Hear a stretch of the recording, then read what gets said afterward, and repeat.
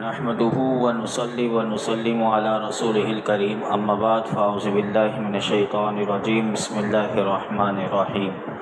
وما آتيناهم من كتب يدرسونها وما أرسلنا إليهم قبلك من نذير، اور ہم نے انہیں کتابیں نہ دی جنہیں وہ پڑھتے ہوں،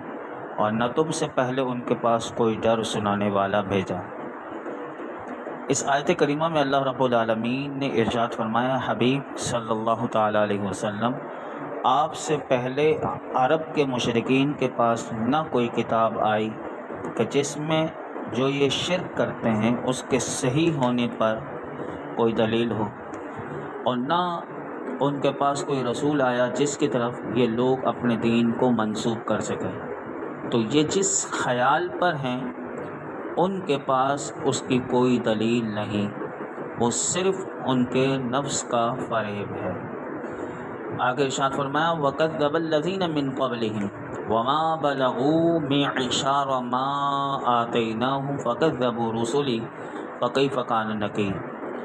اور ان سے پہلے لوگوں نے بھی جھٹلایا، اور یہ لوگ تو اس مال و دولت کے 10ویں حصے کو بھی نہیں پہنچے جو ہم نے ان پہلے لوگوں کو دیا تھا۔ پھر انہوں نے میرے رسولوں کو جھٹلایا تو میرا انکار کرنا کیسا ہوا۔ اس آیت میں کفار قریش کو رسول اللہ صلی اللہ علیہ وسلم کی تکذیب یعنی جھٹلانے سے ڈرایا گیا۔ آیت کا خلاصہ یہ ہے کہ پہلی امتوں نے کفار قریش کی طرح رسولوں کی تکذیب کی اور انہیں جھٹلایا، اور جو قوت مال و دولت کی کثرت اور لمبی عمر پہلوں کو دی گئی تھی مشرکین قریش کے پاس، فرمایا اس کا 10واں حصہ بھی نہیں۔ ان سے پہلے لوگ تو کفار قریش مشرکین قریش سے طاقت، قوت، مال و دولت میں 10 گنا زیادہ تھے۔ پھر پہلے تکذیب کرنے والوں نے جب میرے رسولوں کو جھٹلایا تو میں نے اپنے عذاب سے انہیں ہلاک کر دی، اور ان کی طاقت و قوت اور مال و دولت کوئی بھی چیز ان کے کام نہ آئی۔ تو پھر ان کفار قریش کی کیا حقیقت ہے؟ انہیں سابقہ امتوں پر نازل ہونے والے عذاب سے ڈرنا چاہیے۔ آگے ارشاد فرمایا، قُلْ إِنَّمَا أَعِظُكُمْ بِوَاحِدَةٍ أَن تَقُومُوا لِلَّهِ مَثْنَىٰ وَفُرَادَىٰ ثُمَّ تَتَفَكَّرُوا ما بصاحبكم من جنة إن هو إلا نذير لكم بين يدي عذاب شدید۔ تم فرماؤ، میں تمہیں ایک نصیحت کرتا ہوں کہ تم اللہ کے لیے کھڑے رہو، دو ہو کر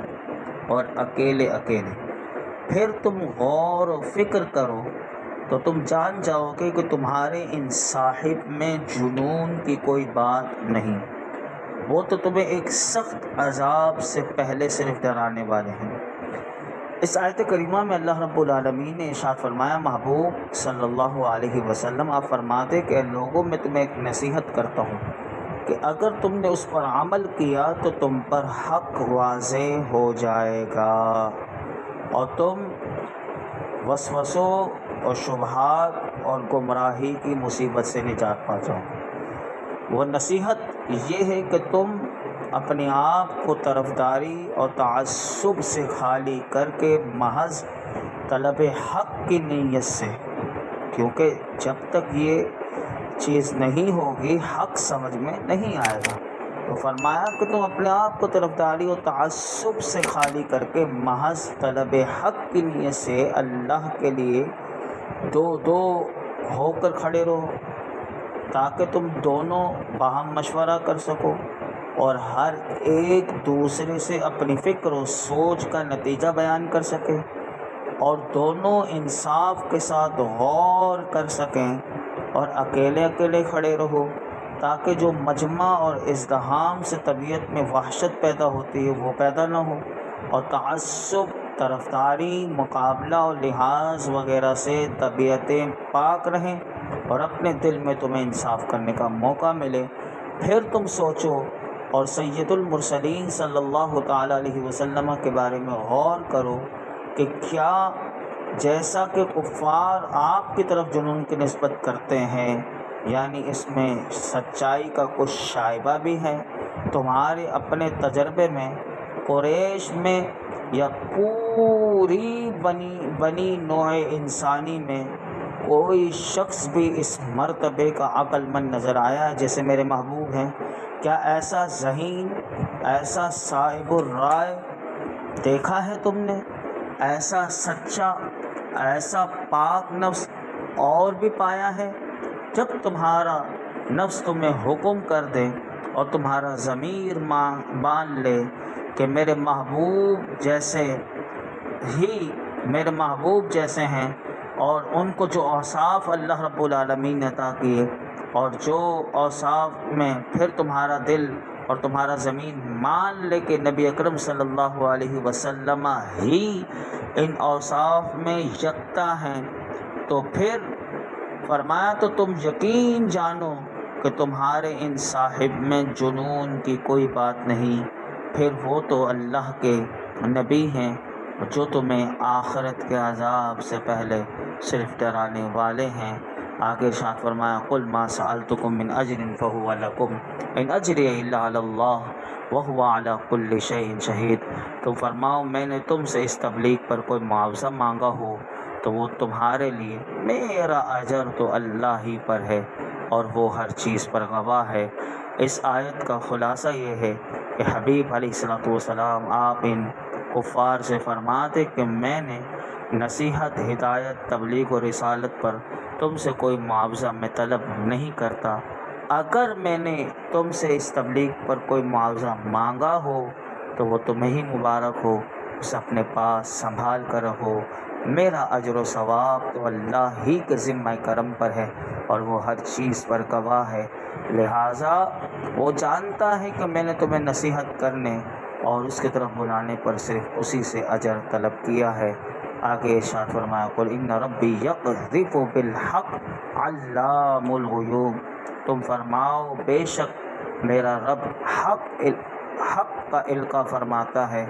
بہت جاننے والا سب غیبوں کا۔ اس آیت کے دو معنی علماء نے کیے ہیں۔ اس آیت کا معنی، پہلا جو معنی کیا وہ یہ ہے کہ حبیب علیہ السلام آپ فرماتے ہیں کہ بے شک میرا رب عز و جل اپنے انبیاء علیہم السلام کی طرف وحی نازل فرماتا ہے، اور زمین و آسمان میں مخلوق سے پوشیدہ ہر چیز کو سب سے زیادہ جاننے والا ہے۔ دوسرا معنی اس کا یہ کیا کہ اے حبیب علیہ السلام فرما دے کہ میرا رب باطل پر حق کی جب ضرب مارتا ہے تو وہ اس کا دماغ توڑ کر رکھ دیتا ہے اور اسے مٹا دیتا ہے، اور اللہ مخلوق سے پوشیدہ تمام چیزوں کو سب سے زیادہ جاننے والا ہے۔ آگے ارشاد فرمایا قل جاء الحق وما یبدئ الباطل وما یعید۔ تم فرماؤ حق آ گیا اور باطل کی نہ ابتدا رہے اور نہ لوٹ کر آئے۔ محبوب علیہ السلام فرما دیں کہ حق یعنی قرآن اور اسلام آ گیا، باطل یعنی شرک و کفر مٹ گیا، نہ اس کی ابتدا رہی نہ اس کا اعادہ۔ مراد یہ ہے کہ وہ ہلاک ہو گیا اور اس کا کوئی اثر باقی نہ بچا۔ اس کا اثر باقی کیسے نہ بچا؟ تو اس کو ہم سنتے ہیں، حدیث پاک میں آتا ہے کہ حضرت عبداللہ بن مسعود رضی اللہ تعالیٰ عنہ سے مروی ہے کہ فتح مکہ کے دن جب نبی اکرم صلی اللہ علیہ وسلم مکہ مکرمہ میں داخل ہوئے تو اس وقت خانہ کعبہ کو بتوں سے جو سجایا ہوا تھا، یعنی خانہ کعبہ کے 360 بت نصب تھے، تو نبی اکرم صلی اللہ علیہ وسلم نے یہ فرماتے ہوئے اپنے ہاتھ میں موجود چھڑی سے ان بتوں کو گرانا شروع کر دیا کہ جاء الحق وزهق الباطل۔ ایک ایک بت کو حضور گراتے تھے اور یہ آیت کریمہ پڑھتے تھے کہ جاء الحق وزهق الباطل، حق آیا اور باطل مٹ گیا۔ جاء الحق وما یبدئ الباطل وما یعید، کہ حق آ گیا اور باطل کی نہ ابتدا رہے اور نہ لوٹ کر آئے۔ آگے ارشاد فرمایا قل ان ضللت فانما اضل على نفسی وان اهتدیت فبما یوحی الی ربی انہو سمیع قریب۔ تم فرماؤ اگر میں بھٹک جاؤں تو اپنی جان کے خلاف ہی بھٹکوں گا، اور اگر میں نے ہدایت پائی ہے تو اس وحی کے سبب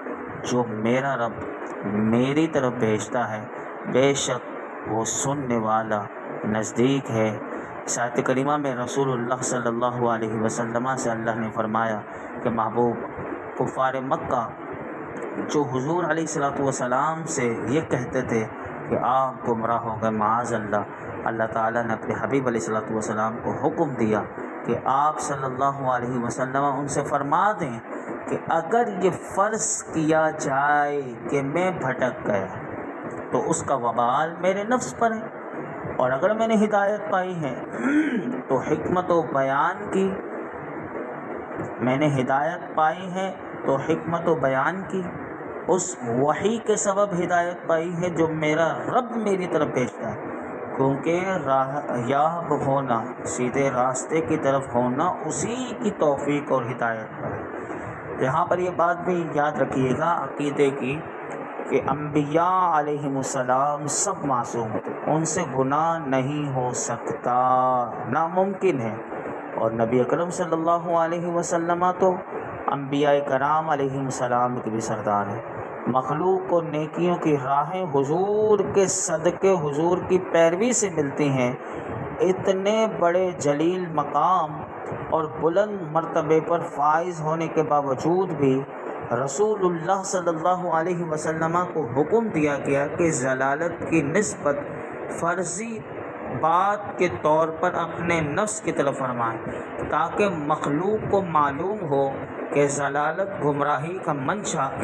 یعنی پیدا ہونے کی جگہ انسان کا نفس ہے۔ جب انسان کو اس پر چھوڑ دیا جاتا ہے، یعنی نفس پر چھوڑ دیا جاتا ہے، تو اس سے ضلالت پیدا ہوتی ہے۔ اور یاد رکھیے کہ ہدایت اللہ کی رحمت و توفیق سے حاصل ہوتی ہے، نفس اس کے پیدا ہونے کی جگہ نہیں۔ اسی آیت کریمہ میں فرمایا انہ سمیع قریب، کہ بے شک وہ سننے والا نزدیک ہے، یعنی اللہ رب العالمین سننے والا نزدیک ہے، ہر راہ یاب اور گمراہ کو، سیدھے راستے پر چلنے والے کو، گمراہ کو جانتا ہے، ان کے عمل و کردار سے باخبر ہے۔ کوئی کتنا ہی چھپائے کسی کا حال رب العالمین سے چھپ نہیں سکتا۔ بات کا اختتام اس بات پر کرتے ہیں کہ عرب کا ایک مایانہ شاعر تھا، جب وہ اسلام لایا تو کفار نے اس سے کہا کیا تم اپنے دین سے پھر گئے، اور تم اتنے بڑے شاعر اور زبان کے ماہر ہو کر تم نے محمد مصطفیٰ صلی اللہ علیہ وسلم پر ایمان لے آئے؟ انہوں نے کہا ہاں، وہ مجھ پر غالب آ گئے۔ میں نے قرآن کریم کی 3 آیتیں سنی اور یہ چاہا کہ ان کے قافیے پر 3 شعر کہوں۔ ہر چند کوشش میں نے کی، اتنی محنت اٹھائی کہ اپنی ساری قوت صرف کر دی، مگر یہ مجھ سے ممکن نہ ہو سکا۔ تب مجھے یقین ہو گیا کہ یہ کسی بشر کا کلام نہیں بلکہ رب العالمین کا کلام ہے۔ اور وہ 3 آیتیں جو آج آپ نے درس میں سنی، آیت نمبر سورہ سبا کی 48، 49 اور 50 کہ جس پر آج کا اختتام ہوا، 48، 49، 50 کہ جس کے لیے عرب کے مایانہ شاعر نے ہر چند کوشش کر دی لیکن وہ اس کا قافیہ، اس کے شعر نہ بنا سکا۔ تو بات سمجھ میں آئی کہ یہ اللہ رب العالمین کا کیسا پیارا کلام ہے، کہ کیسا قرآن کا معجزہ ہے کہ قرآن کی 3 آیتوں پر اس نے اپنی پوری قوت لگا دی لیکن اس کے لیے ممکن نہ ہو سکا، اور وہ کہنے پر مجبور ہو گیا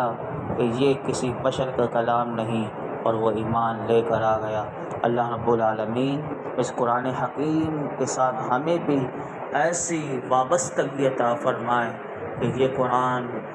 کے انوار و تجلیات جو اسرار رموز ہیں اللہ ہمارے اوپر بھی منکشف فرمائے، اور قرآن کے دامن سے ہمیشہ مرتے دم تک اللہ ہمیں وابستہ رہنے کی توفیق عطا فرمائے۔ الحمدللہ رب العالمین والصلاۃ والسلام علی سید الانبیاء والمرسلین وعلی آلہ واصحابہ اجمعین۔ یا رب العالمین جو کچھ سنا ہے اس میں کوئی غلطی کوتاہی معاف فرما، اپنی بارگاہ میں قبول فرما، قرآن حکیم کا نور اور اس کا فیضان عطا فرما۔ اللہ قرآن سے سچی الفت و محبت دے دے، اللہ قرآن کا بہترین قاری بنا، قرآن کو سمجھنا سمجھانا آسان کر دے، تدبر قرآن تفکر قرآن کی دولت سے مال